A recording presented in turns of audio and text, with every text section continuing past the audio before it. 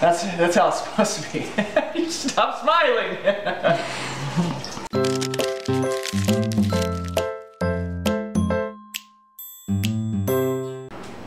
What's going on, everybody?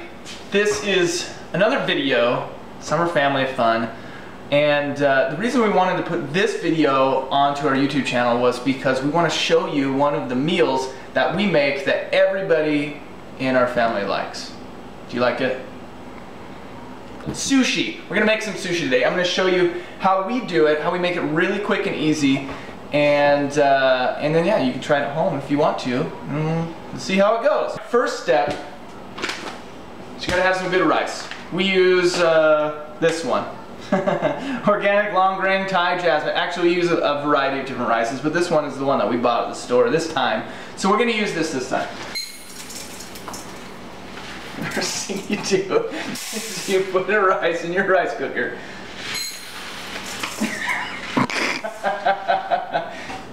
Now the next thing that you want to do is rinse the rice thoroughly. We want to rinse it thoroughly, so you don't be afraid to get your hands in there. And you're going to see that the water is going to start to turn this kind of chalky, milky color. That's okay. You want to have one of these fine mesh strainers too. The fine mesh strainer will help because the grains of the rice won't slip through.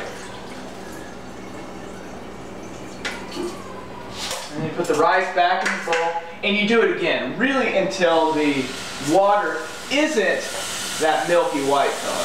So it might take 3, 4, 5, 6, 7 times before it gets out, 4, 5, or 6 times before the water becomes translucent. But you want to just do it until it becomes translucent.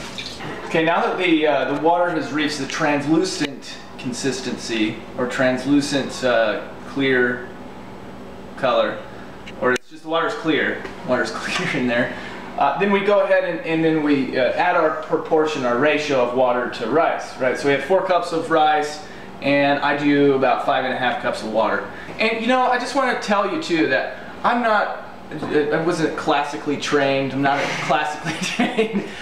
I'm just a guy who wanted to eat some sushi and figured it out, and you know, I'm kind of lazy with it, and so I do things, cut some corners and make things easier for me, but it turns out really good and the kids love it and Camber loves it. So yeah, all right, we're gonna plug in your rice cooker, press it down, and then we're going to move on to the other section. One of the things that we like to put on the inside is a cucumber, and what we do is we'll slice it, and then we'll just scrape out the insides with a spoon, and then we'll slice it into small strips. And then we also skin it, peel it, you know, do all that stuff. Okay, the next thing is the avocados. The thing that you want to do with the avocados is you slice them vertically, and then you scoop them out with a spoon, and you slice them horizontally. So I'll do the vertical slices, and I'll show you in the end. You don't have to film all this if you want, but just hit the... It's a good avocado. Beautiful avocado. And then you just do a nice slice right down the middle, so that way you've got all these nice, even strips. And I'll do that with the rest of the avocado. Now that we've got our veggies prepped, we want to move on to the fish portion of the inside of the sushi. And one thing that we do is very special, very unique, is we just use regular albacore tuna, albacore solid white tuna, and I mix it with some of this very teriyaki sauce, very teriyaki sauce, and it gives a really good flavor. And then we don't have to deal with raw fish or anything like that. Ew. Be generous with your very teriyaki sauce. And then you just want to let that marinate in the next 5 minutes. You could also make your own teriyaki sauce, which we've done before too, if you want it to be even better. We don't do cream cheese very often, but since Camber's pregnant, she can't have fish all the time. It was kind of a special request. Or actually, it was not a special request. I offered it to her, being the loving husband that I am. So you just cut that similarly so it's got a similar size and shape to the rest of the add-ons. Dad, can I just have a little piece? Yeah. Me too. Gross, you guys, that's nasty. I put it in the freezer to harden it up a little bit more than what you typically get in the fridge. The next thing I'm going to put together is the rice vinegar mix, and this is going to go over the rice after your rice is done, once it starts to cool off. This is going to help it add some flavor, and it's going to help keep your rice, I think it probably helps keep it sticky, don't you think? Mm-hmm. Again, I'm not an expert, I'm just doing this for fun because we love sushi. I'm going to do a little over 1/3 cup rice vinegar, and then you do 3 tablespoons of sugar, heaping tablespoons, a teaspoon of salt. And what you want to do with this now is you want to put it on your stove. You don't want to boil it, you just want all of the salt and sugar to dissolve. Then you take it off, you pour it over your rice, and I'll show you that stuff in a minute. So you can pick up nori at like your local Whole Foods, or I think Walmart might even have it now, or Albertsons. Someplace that has an Asian section, they'll have some nori sheets that you can get. These are the full sheets, and what I'll do is I'll just break them in half. And because each of the rolls, you don't need a full sheet of nori for each of your sushi rolls, so you just break them in half, and then you got twice as many. Okay, the rice is done. What I've done is I've taken it from the rice cooker, put it in a plastic bowl. I read online a few years ago when I was first starting to do this that you don't want to put it in a metal bowl for some reason. I never tried it, so I haven't tasted any difference at all. But I usually just put it in a plastic bowl, and then I'll take my rice vinegar mix and just dump it over the top, and then stir it in.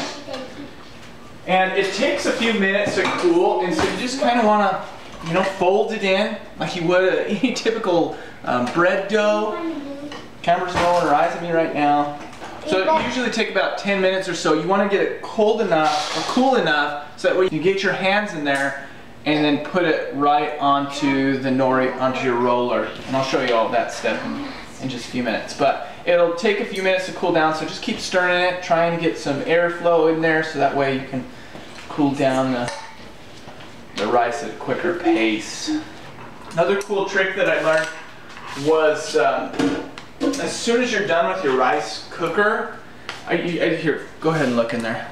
You see there's going to be a lot of rice stuck to the bottom, so one thing that I like to do is put water into it immediately, and then you're going to end up using that water to soak your hands in and all of your tools as you're making the sushi, because it's just going to get caked with rice. You can already see the rice is sticking to my thumb there, so I'll just stick my hands in there, dip my hands in there as I'm going along, get the rice off to get all the other. And that's new clean water. And that's, yeah, it's clean water. It's not dirty dishwater or anything like that. Well, I meant you just added it after the fact. Right, right. So if you're gonna make your own sushi, you need to pick up one of these. This is a sushi roller, bamboo roller, and you can get it at an Asian market. I think they might have them at Whole Foods or some other places, but the best, easiest, quickest way to get them is just go to an Asian market and pick one up. And one thing that I realized really quickly is that rice gets stuck in those slots, and it can ruin your roller because it'll just get stuck in there and stay in there. It's hard to get out. So one trick that I learned was if you get one of these 1-gallon bags, you can just stick it in the 1-gallon bag and roll your sushi right through the bag.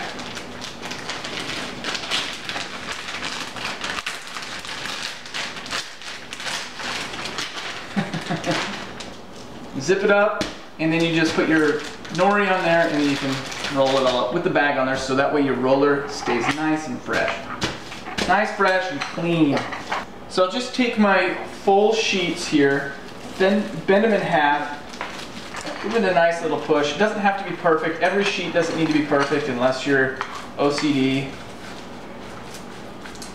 But I just give it a few bends and then just tear them. That way you've got a bunch of nice little perfect half sheets that you can use for your nori. Alright, the first thing that you want to do is take a piece of nori and stick it on your roller. And this is probably one of the more complicated parts or aspects of making sushi. People just don't know how to roll right, and it's actually really simple once you get the hang of it. So you just lay it on your roller. I usually get my hands a little bit wet, grab some rice, and just kind of push it gently onto the top of your nori. And the rice is still a little bit warm, that's okay. Just don't get burned or anything like that. Make sure that it's cold enough that you're not going to get burned by your steaming hot rice. All right, then I'll rinse all the extra rice off my fingers. And then what you do is you take your nori and you flip the whole thing over. So you're going to lay out your insides right down the center. Then I take my cucumber and I'll stick it on the side that's furthest away from it. And there's a reason that I do that, and I'll tell you in just a second. And I use my avocado and do a nice little line right after the cucumber. Then I'll take my tuna and I'll put it onto the nori as well.